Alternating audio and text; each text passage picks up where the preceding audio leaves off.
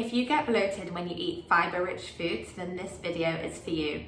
Welcome back to my YouTube channel. I'm Eli Brecher, a registered associate nutritionist specialising in gut health.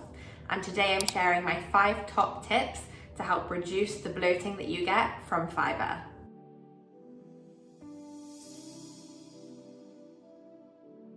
Firstly, fibre is really good for us. We should all be aiming to consume around 30 grams of fibre per day, but most of us only get around half of this. The average in the UK is 17 grams.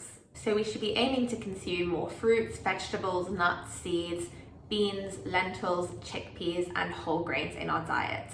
But if you get bloated from all of these foods, then it can be tricky. Experiencing bloating after eating a fibre-rich meal is very common, so you're not alone. And here are my 5 top tips. My first tip is to soak your beans and pulses before cooking them.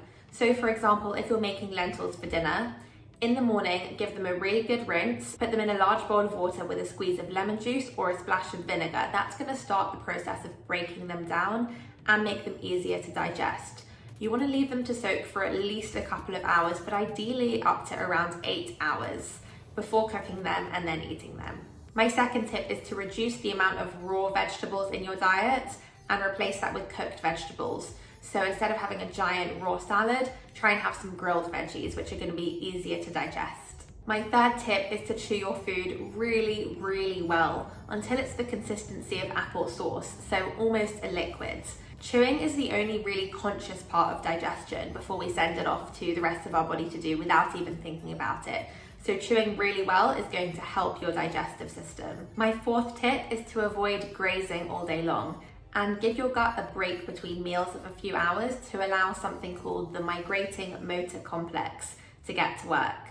This is when your gut microbes essentially sweep your gut clean and allow you to go to the bathroom without any problems. And now I'm going to share my 5th and final tip with you. But before I do, if you like what you've had so far and you've learned something new, please don't forget to give this video a thumbs up. Leave me a comment down below letting me what kinds of videos you'd like to see next from me, and hit the red subscribe button below for more videos like this. My 5th tip would be to seek personalised nutrition advice from a qualified professional, ideally a nutritionist who specialises in gut health. You can book a free 15-minute chat with me to see if we're a good fit to work together via my website, elibrecher.co.uk. I would love to help you resolve your gut health issues. Bloating and gut health is unique to everyone, so seeking individual guidance can be really beneficial. It's also important to remember that persistent bloating could be a sign of a bigger issue, so if you are concerned, then please seek advice from your GP. I hope you've enjoyed today's video and learned something new from me. You can follow me on Instagram, Eli Brecher Nutrition, for daily nutrition tips and recipes.